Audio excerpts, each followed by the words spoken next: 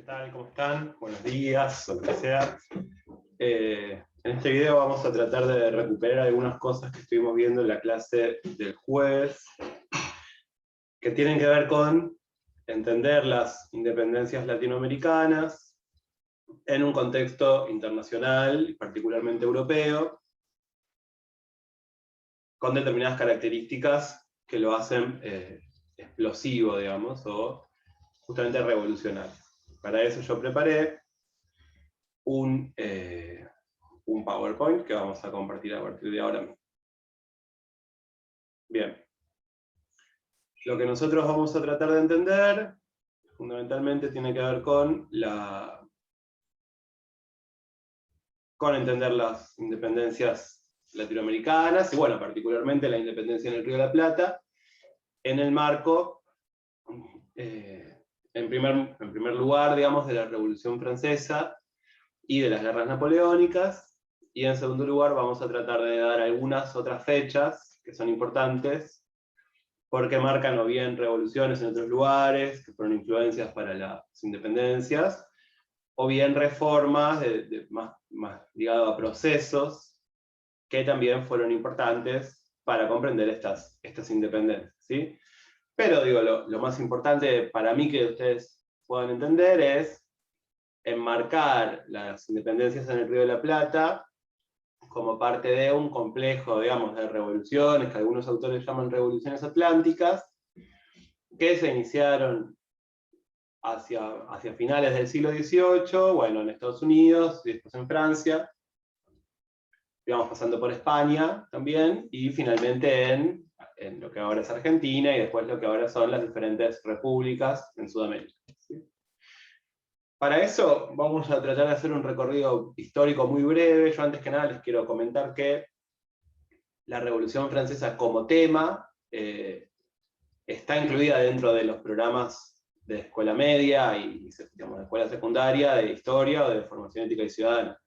Por lo tanto, se supone que ustedes, como estudiantes del ciclo básico común de la Universidad de Buenos Aires, estos temas deberían haberlos visto en algún momento, ¿sí? Con mayor o menor intensidad, pero deberían haberlos visto en algún momento. Bueno, como no todos llegaron a verlo, bueno, por diferentes problemas que hacen en la educación secundaria en este país, lo que yo voy a hacer es recuperar algunos elementos, ¿sí? No se dejen guiar por la cantidad de fechas que hay, sino más bien traten de entender el proceso en un contexto general, ¿sí? De hecho, la Revolución Francesa como tema, en líneas generales, es un proceso político de mediano, digamos, de mediano aliento, de mediano tiempo, si se quiere, que dura 10 años, como idea, de la Revolución Francesa, pero lleno de complejidades, lleno de pequeños procesos, de acontecimientos políticos, de acontecimientos económicos, etcétera, que lo hacen uno de los procesos históricos, digo, más ricos para el estudio historiográfico, y al mismo tiempo más complejo para poder eso explicarlo, digamos, a personas como estudiantes que no se van a especializar en esto, y al mismo tiempo no necesariamente les interesa. Por lo tanto, ustedes piénsenlo siempre en el marco de pensar las independencias, por ejemplo, en el Río de la Plata o en Sudamérica, como un proceso más complejo, más abierto, ¿sí? Más ligado a estas revoluciones atlánticas. Bueno, dicho esto, y esto es un tema bien de formación ética y ciudadana del secundario, ustedes saben, la Revolución Francesa es una revolución política que lo que va a hacer en un momento de su desenlace es fundar una república en Francia. La primera república francesa de finales de 1792, que lo que va a hacer básicamente, bueno, es destronar, digamos, o correr del mapa político a la corona francesa, al rey de Francia y a la monarquía en general, y por lo tanto abrir una etapa histórica que tiene que ver básicamente con la declaración de la igualdad entre los seres humanos. Una monarquía, por definición, es un régimen político basado en la desigualdad entre los seres humanos, una desigualdad natural, es decir, los reyes son elegidos por Dios, digamos, en líneas generales, para ejercer su reinado, su gobierno, lo cual los hace evidentemente superiores, digamos, o diferentes al resto de los mortales, ¿no? Bueno, la Revolución Francesa lo que va a hacer, una vez digamos, proclamada la Primera República en Francia, es justamente terminar con esa definición de los hombres en términos de desigualdad natural, y abrir un periodo, un momento de igualdad natural entre los hombres, y esa igualdad natural entre los hombres va a estar dada por el hecho de que los hombres todos gocen de determinados derechos. Esto después va a tener algunas críticas y se va a ir desarrollando a lo largo del siglo XX, y digamos, sectores minoritarios o no de la población, como las mujeres, claramente, digamos, pero también como sectores minoritarios en términos minoritarios, aunque sean muchos, ¿no? En términos culturales, como por ejemplo los negros, o después diferentes colectivos, ¿no? Como por ejemplo el colectivo travesti, trans, el colectivo gay, digamos, ¿no? Etcétera, van a ir ganando ciertos derechos también. Pero la Revolución Francesa, fundamentalmente, digamos, uno se remite, yo cuando doy clases secundarias me remito a la Declaración de los Derechos del Hombre y el Ciudadano, en la cual lo que claramente se está diciendo es todos los ciudadanos son iguales, ¿sí? Tienen iguales derechos. Lo que los iguala como personas es su capacidad de tener derechos, ¿sí?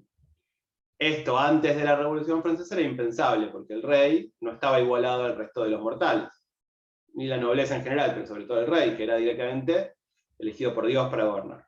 Bien, bueno, eso digo, en términos conceptuales es lo que va a cambiar el proceso conocido como Revolución Francesa, y va a ser muy importante, digamos, en el Río de la Plata, por ejemplo, en el pensamiento de algunos republicanos, más ligados a la radicalidad, digamos, tipo Moreno, Belgrano, ¿sí? Etc.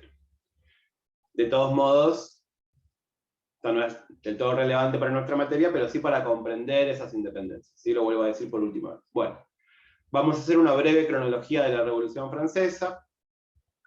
Tenemos que decir primero que el siglo XVIII es un siglo en Francia marcado por una serie de crisis económicas ligadas a la suba del precio del pan. Como usted sabe, los pobres básicamente comen pan, por lo tanto que sube el precio del pan es muy problemático para ellos. Y como los pobres son más numerosos que los ricos, es muy problemático para toda la sociedad, porque bueno, se pueden rebelar, etc. En el marco de estos digamos, problemas económicos, fundamentalmente, el rey de Francia de ese momento, Luis XVI, va a llamar a la reunión de los Estados Generales en el Palacio de Versalles. Los Estados Generales es un método histórico de la monarquía francesa por el cual saldar algunos problemas que atañen a todo el reino, ¿no? Los Estados Generales se componen de 3 estados: el primer estado, el clero; el segundo estado, la nobleza; y el tercer estado es lo que no es ni el clero ni la nobleza, que va a ser lo que nosotros conocemos como burguesía. La última vez que se habían llamado los Estados Generales en Francia, si no me equivoco, es en 1614, es decir, hace mucho tiempo. Por lo tanto, era una institución que estaba bastante olvidada, ¿sí?, en los anales del Reino de Francia.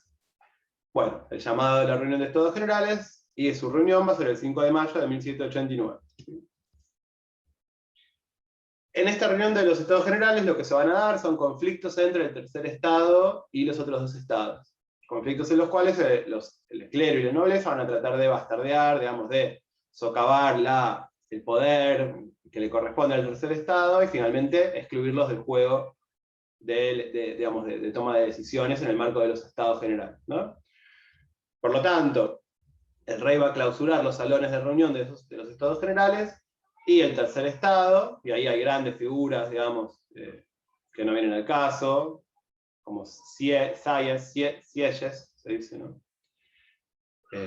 Son como unos personajes muy importantes del tercer estado en Francia. Van a ir a un campo abierto en el que la nobleza juega a la pelota, y van a hacer un juramento conocido como el juramento del juego de pelota. Lo que vemos acá es que, si bien los 2 estados tratan de socavar el poder del el tercer estado no amaina, digamos, su necesidad de representación, sino que continúa al frente, adelante, intentando de imponer sus necesidades o su posición, ¿sí?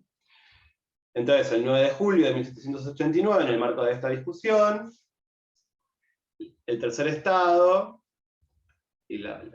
se va a nombrar a sí mismo Asamblea Nacional Constituyente, ¿sí?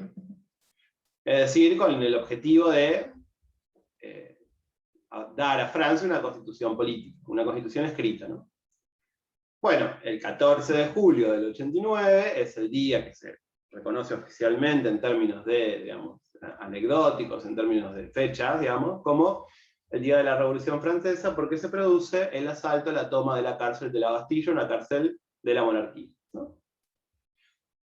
Y bueno, ahí empieza toda una serie de movilizaciones populares sumadas al desarrollo del Tercer Estado y de la Asamblea Nacional. El pueblo de París, el pueblo bajo de París, va a apoyar a la Asamblea Nacional Francesa, a la Asamblea Nacional Constituyente, y se va a movilizar, por ejemplo, tomando la Bastilla y generando disturbios. O sea, a partir de acá lo que tenemos es un momento de movilización del pueblo, ¿sí? En la calle, por decirlo de alguna manera. Otra fecha importante, el 4 de agosto de 1789, en la Asamblea Nacional Constituyente se va a dar lo que se conoce como la abolición del antiguo régimen, es decir, una serie de derechos señoriales de tipo feudal que todavía permanecían en el Reino de Francia, derechos como a tener conejeras, por ejemplo, derechos a que los nobles feudales de un lugar, de un pueblo rural, tengan conejeras. Entonces los conejos se escapaban de la jaula y comían todos los sembrados de los campesinos, ¿no? O derecho a que todos los septiembre le lleven al señor del pueblo, cada familia campesina, una moneda. Aquellos derechos más bien simbólicos, pero que hacen a la desigualdad entre los hombres. Digamos. 4 de agosto, la noche del 4 de agosto, todos esos derechos son abolidos. Y también son abolidos derechos que hacen al poder de la Iglesia, como por ejemplo el diezmo, ¿no? Es decir, es un avance del Tercer Estado, del pueblo movilizado también, sobre el régimen feudal, ¿no? En este marco, el Tercer Estado va a tener, por un lado, confronta con la nobleza y con el clero, pero por otro lado tiene la presión de los sectores populares de París, llamados sans-culottes, en francés, digamos, ¿no? Sin calza, los tipos como el pueblo reunido, que también va a presionar porque justamente, digamos, para que estos procesos se terminen dando. ¿Sí? Bueno, entonces, en este mismo sentido, el año siguiente, yo tomo algunas fechas importantes, digamos el 12 de julio de 1790, es la Constitución Civil del Clero, en una avanzada de la Asamblea Nacional Constituyente contra la Iglesia, contra el poder del Vaticano, en la decisión de nombrar a los curas, ¿no? La Constitución Civil del Clero lo que hacía era poner a todos los curas bajo la órbita del Estado francés, o de la Asamblea Nacional Francesa. En este caso hay obviamente un desfasaje entre el Estado y la Asamblea Nacional, una especie de doble poder, digamos, ¿no? Porque por un lado está el rey, que también tiene su poder de monarca, digamos, y por otro lado la Asamblea Nacional, que le va a disputar ese poder. Bueno, imagínense, digo, más allá de estos diferentes hechos que voy nombrando, la presión del pueblo de París aumenta, ¿no? Al mismo tiempo continúa la escasez de pan, ¿no? Lo cual hace que sea una situación muy, muy compleja en términos económicos y sociales. En este marco, un ministro de Economía, no importa, se llama Necker, el rey lo va a echar, ¿no? Necker es un tipo que está ligado al Tercer Estado, y frente a esta situación de despedir a ese ministro, hay una movilización muy importante del pueblo de París, del Tercer Estado, ambos, digamos, y el rey decide huir a Austria, ¿no? Decide huir. En este sentido, bueno, posteriormente es detenido en Varennes. Se llama la fuga de Varennes, el rey decide huir, es detenido. O sea, el rey seguía siendo rey, digamos, todavía mantenía su condición de monarca, y el gobierno ejecutivo en teoría pasaba por el rey, pero estaba muy disminuido en su fuerza, ¿no? Una de las, digamos, ustedes, si a alguno le interesa este tema, digamos, grandes autores que estudiaron la Revolución Francesa, como por ejemplo el gran autor del siglo XIX que la estudia, se llama Michelet, Jules Michelet, y lo que va a decir, en consonancia con otros autores también, es que cuando la Asamblea Nacional Francesa empieza a ganar poder, la monarquía y la nobleza se van a desarmar, van a caer como un castillo de naipes, digamos, sobre un vacío. Toda la estructura monárquica del reino va a tambalear y va a caer y va a abrir un vacío de poder. Por eso el rey tiene que huir. No tenía quien lo defienda tampoco, ¿sí? La Guardia Nacional Francesa estaba al mando de la Asamblea Constituyente, ¿sí? Por lo tanto, es una situación en la cual el rey se va a ver cada vez más presionado. Entonces, imagínense, lo decimos así muy rápido, pero que el rey esté cada vez más presionado, y que la figura del rey tenga que huir vestido de campesino de Versalles, y sea detenido encima y devuelto, digamos, bueno, quiere decir un cambio sustancial en términos políticos y sociales del Reino de Francia. ¿Sí?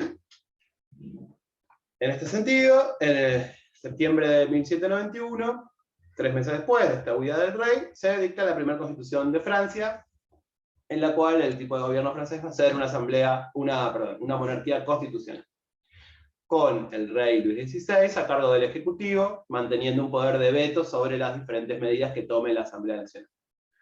Esto, digamos, en el marco de un rey que fue detenido y que no quiere de todo participar digamos, en la política francesa, es tipo que está más bien renuente a participar políticamente con los tipos que lo metieron, que lo encerraron, porque obviamente el rey no está preso todavía, pero no puede irse a ningún lado. ¿Sí? A todo esto, en el marco de la Revolución Francesa, muchos nobles van emigrando a países vecinos, a Austria fundamentalmente y a Prusia. Nobles que antes tenían poder en sus castillos, poder en su tierra y qué sé yo, al ver que, digamos, los campesinos empiezan en las zonas rurales francesas a ir contra los castillos, a ir contra los nobles, lo que van a hacer es emigrar, lo que se llama los emigrados. ¿Sí?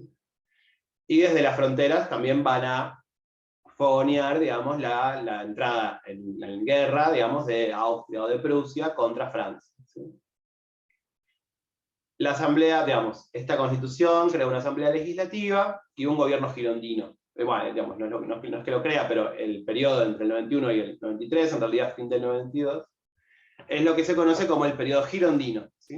Un periodo de monarquía constitucional, un periodo en el cual comienzan las guerras contra los vecinos, pero un periodo en el cual también, digamos, el pueblo de París, los Sans-Culottes y el otro participante muy importante de esto son los jacobinos, más ligados a la izquierda, de alguna manera. No van a estar todavía en el gobierno efectivamente, pero van a presionar muy fuertemente y van a ir ganando cada vez mayor fuerza. ¿Sí? Y en este periodo de tiempo es cuando empiezan las guerras de Francia con sus vecinos más cercanos y más exaltados por esta revolución, ¿no? Con Austria y con Prusia. Ustedes recuerden, la esposa de Luis XVI era austriaca, ¿sí? La hermana del emperador de Austria, una figura muy importante. Y las monarquías de Austria y de Prusia lo que veían era con mucho resquemor, con mucho miedo, digamos, que la Revolución Francesa se la lleve puestas, ellos también. ¿Sí? Hasta ahí lo dejamos. Bueno, en el fin del 92, comienzo del año 1793, la Asamblea Legislativa pasa a ser convención, la famosa convención, y dentro de esa convención el Comité de Salvación Pública pasa a ser el lugar donde se van a empezar a tomar las decisiones de gobierno. Esto coincide con la sanción de otra nueva constitución y el comienzo de la etapa jacobina de gobierno, también conocida como el terror. Acá es muy importante la figura de Robespierre, quizás alguno lo haya oído nombrar. Es el protagonista de alguna manera de estos años del terror, de estos años radicales, jacobinos, una figura, digamos, sobre la que se ha escrito mucho y demás. ¿Sí? Tipo que viene, digamos, toda esta gente tiene una continuidad desde el 89, pero van tomando protagonismo en diferentes momentos. Robespierre, por ejemplo, en estos años, ¿sí?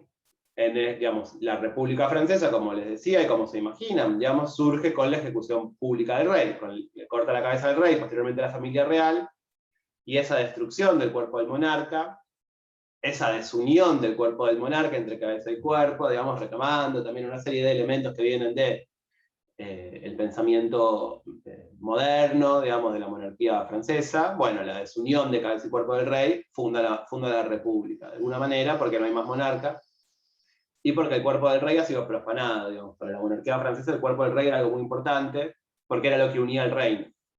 Entonces, bueno, una forma gráfica de sancionar la república fue cortarle la cabeza al rey. Este periodo también inaugura una serie de cuestiones muy interesantes, por ejemplo, un nuevo calendario, nuevas fiestas patrias, tratan de hacer toda una ideología republicana y radical, que después va a ser abolida y reprimida, pero que surge en este momento. Bueno, es el comienzo también de las famosas o las llamadas guerras revolucionarias francesas, es decir, la guerra con los vecinos, con Austria y con Prusia, van a continuar, pero el ejército francés va a cambiar un poquito su pertenencia, va a pasar de ser un ejército nobiliario, un ejército popular, un ejército de campesinos, y de campesinos que están teñidos de esta ideología revolucionaria, teñidos con ñ, ¿no? De esta ideología revolucionaria, que por lo tanto, en el marco de la guerra, van a tratar de llevar también las ideas sobre la república a los países que están atacando, digamos. Al exterior entonces hay un momento de expansión de la guerra. Y de algunas victorias francesas también sobre sus vecinos. Es muy importante porque, bueno, la victoria de la guerra les da cierto margen para continuar con el gobierno hacia adentro, que se va a caracterizar por lo que se conoce como el terror. Básicamente tiene que ver con decapitar a los opositores, como hacia grandes rasgos, primero los girondinos, ¿no? A todo el gobierno anterior, digamos, y posteriormente van a decapitar también a los propios jacobinos y aparte de la izquierda, digamos, radical, Sans-Culottes de París, lo cual al mismo tiempo va a redundar en el fin del reinado de Robespierre, porque va a ejecutar a los tipos que de alguna manera lo estaban apoyando, ¿sí? Entonces, al mismo tiempo hay una nueva constitución republicana, ¿no? Pero como les decía, esta acción de Robespierre contra sus propios, ¿no? Contra sus propios digamos, partidarios o socios, aliados, digamos, en el marco del pensamiento, de la ideología y demás, va a terminar justamente con la caída de Robespierre. ¿Sí? En julio del 94, Robespierre es también guillotinado, digamos, y comienza el periodo conocido como gobierno ternidoriano o del directorio, que dura mucho más tiempo. Entre 1795 y 1799, la constitución del año 3, recordemos, habían cambiado el calendario los tipos, ¿no? Gobierna un directorio. Es lo que se conoce como el gobierno de la llanura. O sea, bueno, ustedes saben, la Asamblea Nacional Francesa estaba dividida, en términos metafóricos, entre la montaña, la izquierda, ¿no? La llanura, el tercer estado, digamos, y el pantano, también se llamaba así. Pero bueno, va a ser el gobierno de la llanura, del tercer estado. Van a tratar digamos, de desarrollar una república no radical. Ese va a ser el proyecto de ellos.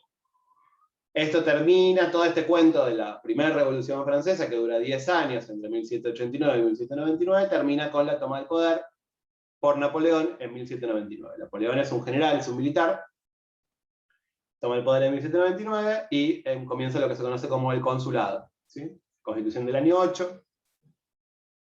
Lo más importante que tenemos que tener en cuenta, además de la continuidad de la guerra, eso es fundamental, digamos, es que en 1804 se promulga el llamado Código Napoleónico, que es una codificación legal, ¿no? Todas las leyes civiles francesas que andaban dando vueltas por ahí van a ser codificadas en un libro, ¿sí? Y cuando Napoleón, digamos, como ustedes saben, va a invadir toda Europa, va a conquistar prácticamente toda Europa, excepto Gran Bretaña y Rusia, cuando va conquistando las diferentes monarquías, los diferentes otros reinos, va exportando también la ideología, si quiere, republicana, o ya en este momento no del todo republicana, pero ligado a lo republicano, y el código legal, es decir, la idea de que las leyes estén codificadas, estén escritas en un libro, ¿sí? Bien. Me parece que lo que tenemos, digamos, ¿a qué viene esto? Bueno, este contexto de revolución en Francia y de invasión napoleónica sobre el conjunto de las monarquías europeas, el proceso de la guerra unida a la ideología republicana y de la guerra unida a la exportación de materia legal escrita, como puede ser el Código Napoleónico, es fundamental para comprender las crisis de las monarquías europeas, que todas van a salir muy golpeadas, digamos, y va a costar mucho que se vuelvan de alguna manera a poner en pie, y de hecho por poco tiempo, y las diferentes, digamos, nosotros como latinoamericanos en ese momento, digamos, siglo XVIII, fin del siglo XVIII, principio del XIX, formábamos parte en términos formales de la corona de Castilla, ¿no? O sea, de la corona española. Por lo tanto, estos elementos que hacen mucho ruido en Europa y también en España, ahora vamos a ver un poco más sobre eso, ligados al republicanismo, a la codificación de leyes, etc., también van a tener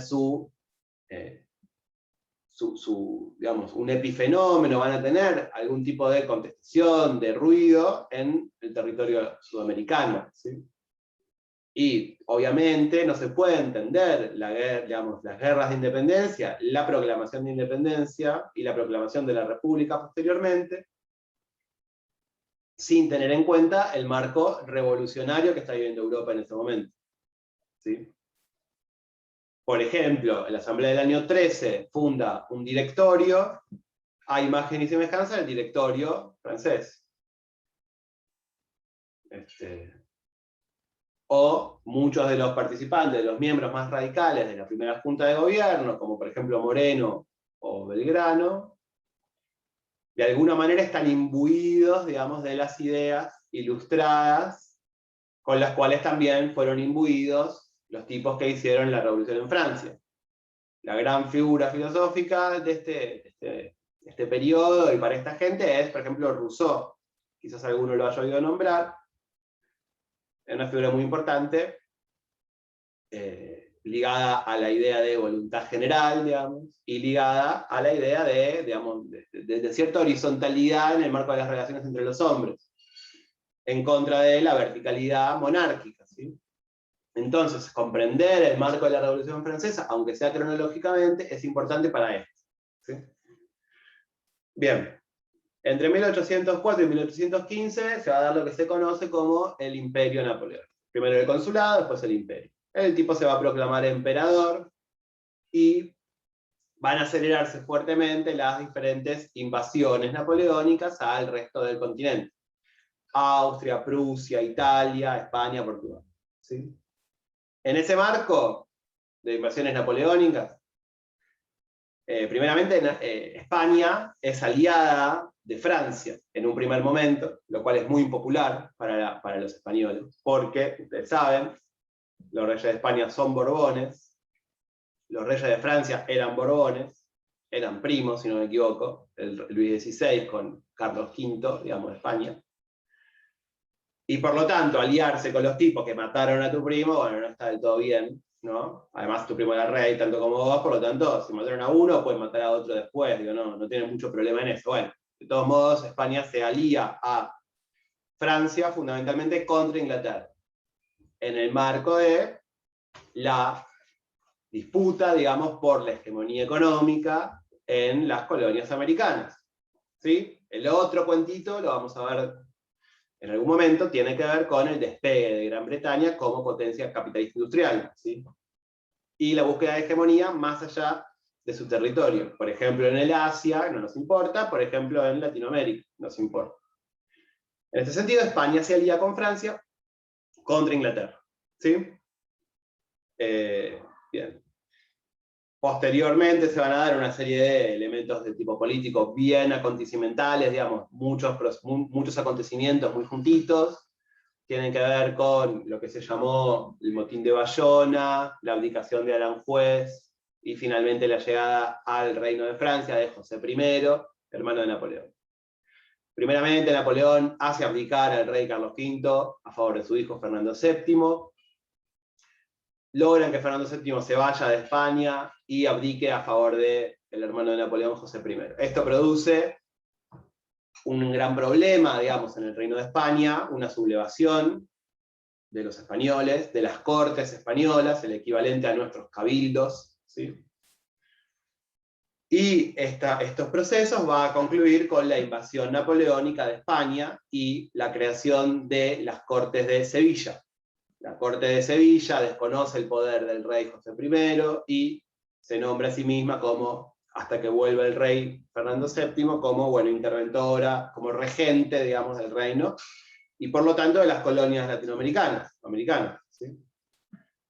Napoleón invade todo, esto lo vimos en clase, se lo repito para los que no pudieron venir. Napoleón invade todo el Reino de España, a excepción de Cádiz, también de zona del norte, pero bueno, las Cortes de Sevilla, la Junta de Sevilla, se refugia en Cádiz y desde ahí trata de gobernar más o menos, digamos, la península, que no puede, y las colonias sudamericanas, que tampoco puede, pero lo intenta desde ahí, apoyado por el ejército británico, ¿no? Ahí cambia, digamos, con toda esta situación, cambian los planes, España deja de estar aliada a Francia y pasa a estar aliada a Gran Bretaña contra Francia, ¿sí? En este marco, la restauración, digamos, Fernando VII va a volver recién en 1814, por lo tanto, la ausencia de una monarquía en España entre 1808 y 1814, o de una monarquía que tenga el consenso general del pueblo español, va a ser una de las razones, motivos o excusas de la proclamación, digamos, de la Revolución de Mayo. Que dice esto, lo mismo que dice la Junta de Cádiz o de Sevilla, dice: nosotros, ante la ausencia de nuestro rey, vamos a gobernarnos a nosotros mismos hasta que vuelva el rey. Lo cual también se relaciona con un ideario de justicia, digamos, legal, moderno español, que es la ley de gentes española, que tiene que ver con la soberanía de los pueblos, digamos, y la retroversión de la soberanía, es decir, ante la ausencia del rey de España, nosotros nos vamos a gobernar a nosotros mismos, ya que la soberanía vuelve a los pueblos, y los pueblos están organizados en cortes, en el caso peninsular, español, o en cabildos, en el caso americano. Bien. Digamos, todo este proceso en términos políticos es muy complejo de comprender, en términos de acontecimientos, y pasan muchas cosas al mismo tiempo, pero lo que tenemos que entender es que Napoleón invade España, esa invasión de España que genera, digamos, una falta de cabeza en el reino, es una falta de rey, y esa falta de rey les va a servir a las colonias americanas para proclamar la retroversión de la soberanía a los cabildos. Recuerden, no es la independencia, que se proclama mucho después, pero claramente es un comienzo de independencia, ¿no? Entonces, a todo esto, digamos, la guerra, esto es medio entre paréntesis, pero la guerra entre españoles y franceses, para los españoles va a ser la guerra de independencia de España, ¿sí? Que tiene que ver con la expulsión de los franceses de España, algo que se logra hacia 1813, ¿sí? Con ayuda británica, ¿no? Obviamente.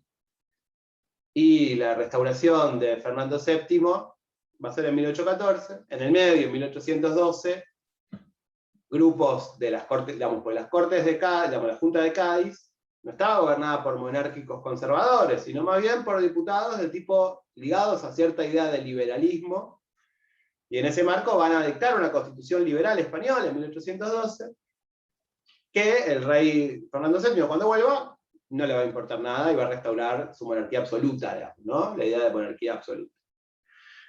Pero fíjense también por qué se habla de revoluciones atlánticas, porque los procesos que se dan de intento de, digamos, de generar leyes escritas, constitucionales para los reinos o para las después repúblicas, porque la movilización popular y porque la guerra, es un proceso que se va a dar en el conjunto del mundo atlántico, en España, en América al mismo tiempo, ¿sí? Mientras esto pasa en 1812, por ejemplo, la Constitución Liberal de Cádiz, nosotros tenemos la Asamblea del año 13, un año después, ¿sí? Es decir, son procesos que si bien no hay internet, obviamente, ni teléfono, se pueden pensar paralelamente. Por eso es importante tener alguna idea mínima de cómo fueron estos procesos, ¿sí? Bien. Eso sería la cuestión, digamos, de la revolución en Francia y de la invasión francesa a España y la relación con la independencia de las colonias americanas, ¿sí? Algunos otros datos que hay que tener en cuenta para pensar, digamos, las independencias americanas en contexto y pensar por qué se dieron, ¿no? Porque digamos, no nació de un repollo todo esto, ¿sí? La Guerra de los 7 Años, una guerra muy importante entre 1756 y 1763, que se da, digamos, todas las potencias europeas participan de eso, Gran Bretaña, España, Francia, Holanda, ¿sí? Y son guerras que se dan fundamentalmente en las colonias, en el Caribe, en la India, en América del Sur, ¿sí? Y España sale debilitada de esa guerra. España, entre paréntesis, esto les digo, es una corona que tiene un momento de auge en el siglo XVI y después no para de caer hasta el día de hoy, básicamente. Bueno, entonces España sale muy debilitada y emprende una serie de reformas que se conocen como reformas borbónicas, ¿no? Algunos autores van a decir que las reformas borbónicas es el primer tipo de reformas que impone algún tipo de diferencia entre peninsular y criollo en las colonias, ¿no? Se supone que antes, en teoría, yo no lo sé, digamos, las colonias americanas formaban parte del reino, digamos. La idea de colonia no estaba necesariamente unida a la idea de jerarquización, digamos, ¿no? Podía ser español peninsular o español americano, pero eran todos españoles. Y, digamos, el virreinato del Perú, o el virreinato de Nueva España, ¿no? Como el virreinato de Nápoles, digamos, formaban parte de este gran complejo, digamos, territorial y político que se llamaba Corona Española. Luego de la Guerra de los 7 Años y luego de las reformas borbónicas, se van a implantar una serie de diferencias, digamos, en relación a los españoles peninsulares, de la península ibérica, españoles, digamos, que ahora diríamos españoles, y los españoles criollos de las colonias americanas. Al mismo tiempo, esto hace que, por ejemplo, vengan funcionarios desde España a los diferentes territorios americanos, que en general van a entrar en conflicto con las élites americanas, ¿no? Porque no van a formar parte de todo el entramado de negociación y de lo que se conoce como rosca política de las élites americanas, ¿sí? Van a ser españoles que vienen de afuera, que no les importa nada lo que pasa ahí, digamos, y que gobiernan en nombre del rey, simplemente, ¿sí? Las reformas borbónicas son en parte esa reforma administrativa, también en 1776, yo puse esa fecha porque es cuando se funda, digamos, el virreinato del Perú, se parte en dos, y se funda el virreinato del Río de la Plata, y también las diferentes intendencias, que es un clásico de las reformas borbónicas, que es diferentes unidades administrativas al interior, por ejemplo, de los virreinatos, regidos por un intendente que va a ser elegido directamente por el rey, ¿sí? Estas reformas borbónicas también hacen cambios en los ejércitos que tenían que proteger cada una de las colonias. La Guerra de los 7 Años, entre otras cosas, demostró que las defensas españolas eran muy débiles frente a las armadas británicas o francesas. Por lo tanto, rearmar todo ese ejército también llevó a una serie de conflictos entre peninsulares y criollos, por el mando de esos ejércitos, ¿sí? Tener en cuenta claramente la Guerra de los 7 Años y las reformas borbónicas. La revuelta de Tupac Amaru también, uno puede pensar, se da en el marco de estas reformas, quizás como una, digamos, como una resistencia a ellas, ¿eh? Es una revuelta indígena muy importante, digamos, no solo indígena además, encabezada por un señor que se va a nombrar a sí mismo Tupac Amaru II y va a intentar, digamos, reinstaurar el imperio inca, lo cual por supuesto no va a funcionar. Va a ser muerto de una manera espantosa, torturado y qué sé yo. Pero claramente es una rebelión muy importante, digamos, que desde el norte de Argentina hasta el Cusco, digamos, se va a dar, ¿sí? Es decir, en un enorme pedazo de territorio americano, ¿sí?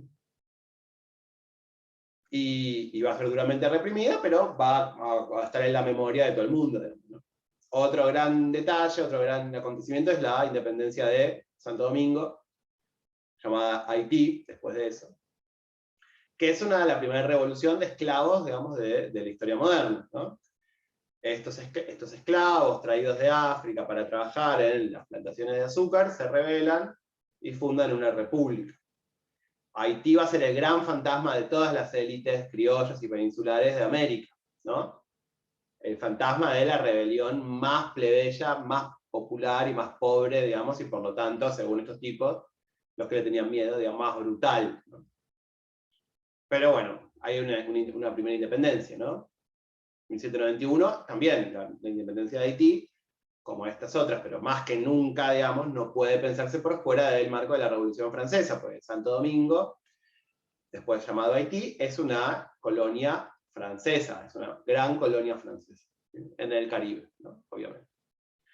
Yo lo dije también en clase, digamos, estamos yendo cronológicamente, la batalla de Trafalgar, octubre de 1805, una alianza entre Francia y España contra la Armada Británica, termina en una fuerte derrota española, pero los franceses se van. En este marco Napoleón está invadiendo otros lugares, tiene un quilombo, está tratando de invadir toda Europa al mismo tiempo, no lo logra, por supuesto, deja medio plantados a los españoles, y los españoles los hacen bolsa, y eso, entre otras cosas, trae enormes problemas de comunicación con las colonias, porque le hunden muchos barcos, pero porque además después se va a dar la invasión francesa a España, y en el marco de la lucha, la famosa guerra de independencia, la lucha contra los franceses, los españoles le van a dedicar toda su fuerza a eso, y por lo tanto no van a ir más a las colonias, se van a medio olvidar, por mientras, digamos, de eso.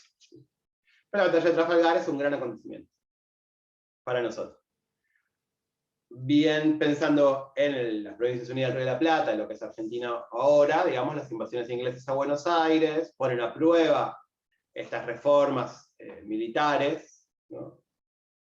Las ponen a prueba en términos positivos, y es bien, digamos, Buenos Aires resiste las dos invasiones inglesas, una mucho más mejor planteada que la otra, además, y resiste las dos, y crea, digamos, pero al mismo tiempo crea cierto sentimiento de comunidad nacional, o por ese caso ciudadana, digamos, local, municipal, que después va a ser un gran motor en términos de independencia. El gran autor de historia argentina, digamos, el gran autor de historiografía argentina de todos los tiempos, por lo menos para muchos, Arturo del Perindongui, en su libro Revolución y Guerra, el gran libro sobre este periodo histórico en las Provincias Unidas, va a hablar mucho de las invasiones inglesas como un primer gran antecedente de las independencias en las Provincias Unidas, ¿sí?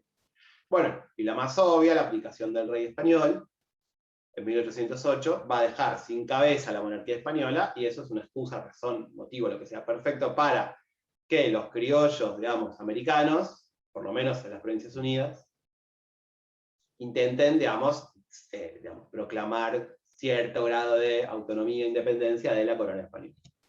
Hasta ahí llegamos.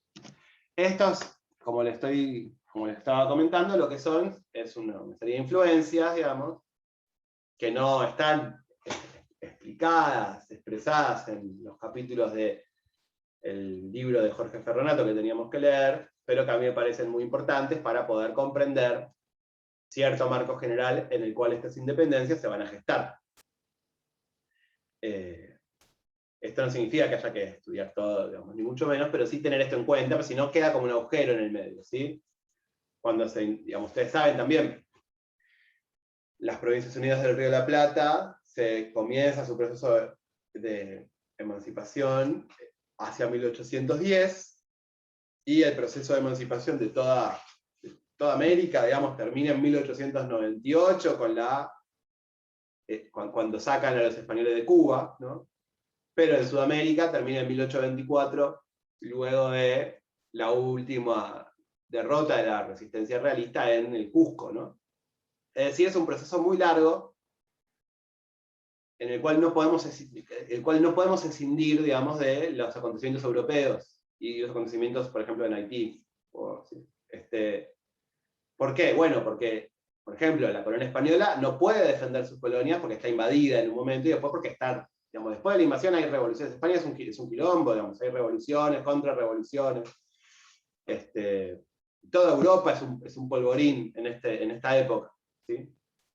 Entonces, nadie quiere que ustedes se pongan a leer sobre esto, pero sí que lo tengan en cuenta como una serie de acontecimientos que hacen al conjunto del problema, ¿sí? Yo en clase recomendé este libro, La época de las revoluciones europeas, escrito entre otros por François Furet, un gran historiador, por Koselleck, un tipo muy, muy famoso, un filósofo muy famoso, y por Louis Bergeron. Al que le interese, consulte este libro, al que le interese particularmente esta cuestión, digamos. Al que, por ejemplo, nunca lo vio en el secundario y dice, ¿por qué no lo vio en el secundario? No tiene, bueno, lo quiero ver ahora, bueno, consulte este libro. Y si no, les digo, Wikipedia tiene para este tema, por lo menos para la Revolución Francesa, está muy completo. Entonces, si ustedes quieren tener un acercamiento cronológico a lo que fue pasando, revisan la página de Wikipedia, junto con este video. Bueno, espero que les sirva para nada, tratar de completar estas ideas de Ferronato, y las seguimos en todo caso en clase.